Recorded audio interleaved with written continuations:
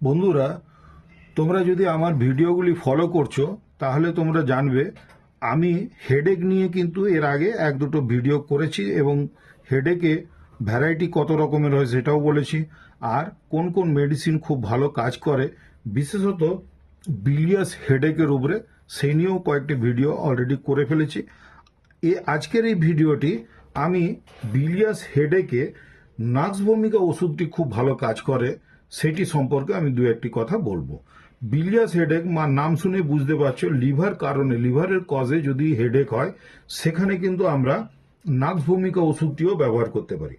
সেই ক্ষেত্রে কি পাবো, নাক্স ভূমিকার যে ক্যারেক্টারিস্টিক সিমটমসগুলি আছে সেগুলো ফলো করলে কিন্তু আমরা, তার সঙ্গে যদি পেশেন্টের হেডেক পায় তাহলে কিন্তু আমরা নাক্স ভূমিকা ওষুধটি দিতে পারি। সেটি কিরকম হয়, অর্থাৎ নাক্স ভূমিকার যে প্রমিনেন্ট একটি সিমটমস সিডেন্টারি লাইফস্টাইল।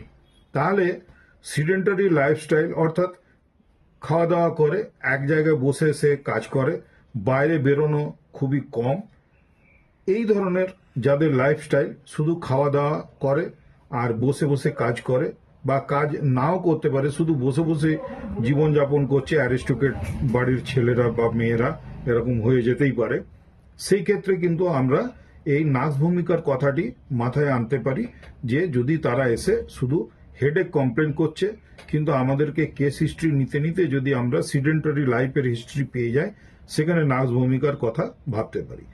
এর সাথে কিন্তু তার হ্যাবিট থাকবে টি নেওয়া, টি ড্রিঙ্কিং বা কফি বা লিকারও হতে পারে, অর্থাৎ অ্যালকোহল নেওয়ার হ্যাবিট থাকতে পারে। ইভেন ওভার ইটিং, খুব বেশি সে খাওয়া দাওয়া করে বা করতে ভালোবাসে, এইরকম যদি হয় সেখানে কিন্তু আমরা এই নাক্স ভূমিকার কথা ভাবতে পারি। এবং এই পেশেন্টদের ক্ষেত্রে দেখা যাবে মর্নিং হেডেক অর্থাৎ বিগিনস ইন দ্য মর্নিং, অর্থাৎ মর্নিংয়ে তাদের কিন্তু হেডেকটি শুরু হয়ে গেল, অর্থাৎ রাত্রেবেলায় সে মদ্যপান করে হয়তো শুয়েছে, সকালে উঠে দেখলো তার কিন্তু মাথাটি খুব যন্ত্রণা করছে, হেডেক, এবং তারপরে তার বাড়ির লোক হয়তো এসছে, সে হয়তো আসতেও পারেনি, এমনও কন্ডিশন হতে পারে। সেই রকম ধরনের পেশেন্টের ক্ষেত্রে কিন্তু আমরা নাক্স ভূমিকার কথা ভাবতেই পারি।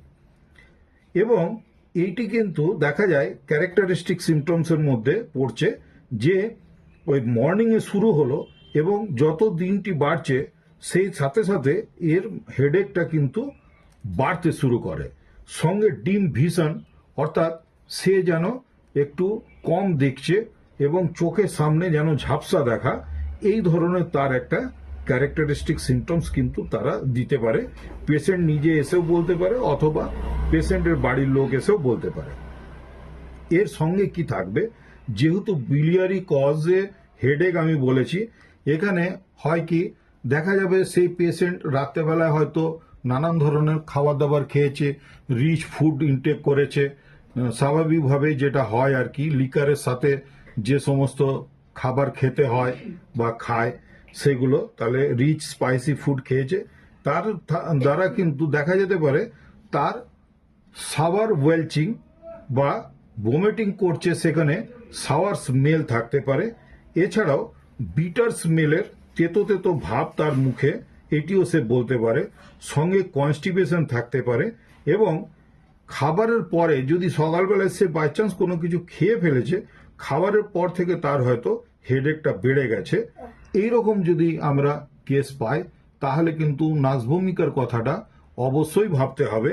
এর সঙ্গে আরও একটি কথা বলে দেওয়া দরকার, যেটি হচ্ছে নয়েজ ইনটলারেন্স, অর্থাৎ দেখা যাবে তারা কিন্তু কোনো ধরনের মিউজিক বা শব্দ সহ্য করতে পারছে না। রাত্রেবেলায় তার যাই হোক শারীরিক অসুস্থতা হয়েছে বিভিন্ন ধরনের খাওয়া দাওয়ার ফলে, এবং সকালবেলা থেকে এই ধরনের সিমটমসগুলি সে যদি দিতে শুরু করে, সেই ক্ষেত্রে কিন্তু আমরা নাক্স ভূমিকার কথা মাথায় আনতেই পারি। আশা করছি এই ভিডিওটি তোমাদের উপকারে লাগবে, এবং উপকারে যদি লেগে থাকে তাহলে তোমরা লাইক, শেয়ার, সাবস্ক্রাইব করে নিয়ে আমার সাথ দেওয়ার চেষ্টা করবে।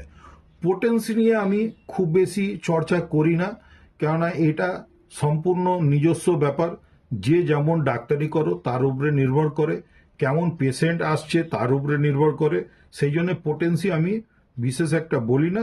তথাপি বলে দিই, হোমিওপ্যাথির স্টার্টিংয়ে যে কোনো ধরনেরই কেস হোক না কেন 30 পাওয়ারের ওষুধটি দিয়ে যদি ট্রিটমেন্ট শুরু করা যায় তাহলে কিন্তু রেজাল্ট ভালোই পাওয়া যায়।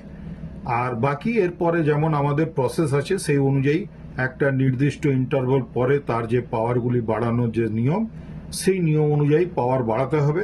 ওইগুলো ঠিক ভিডিওর মাধ্যমে গাইড করা আমার মনে হয় সম্ভব নয়, সেটা কিন্তু প্র্যাকটিক্যালি যারা প্র্যাকটিস করছো তাদের নিজেদের নলেজ খাটিয়েই কিন্তু এটা করতে হবে।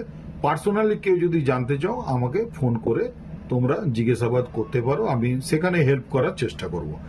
সেই ক্ষেত্রে আমি আমার ফোন নাম্বারটি বলে দিচ্ছি 9332284377। আশা করছি ভিডিওটি তোমাদের ভালো লাগলো। ভালো লাগলে লাইক, শেয়ার, সাবস্ক্রাইব করে আমার চ্যানেলে তোমরা কন্টিনিউয়াস সাথ দিতে থাকো।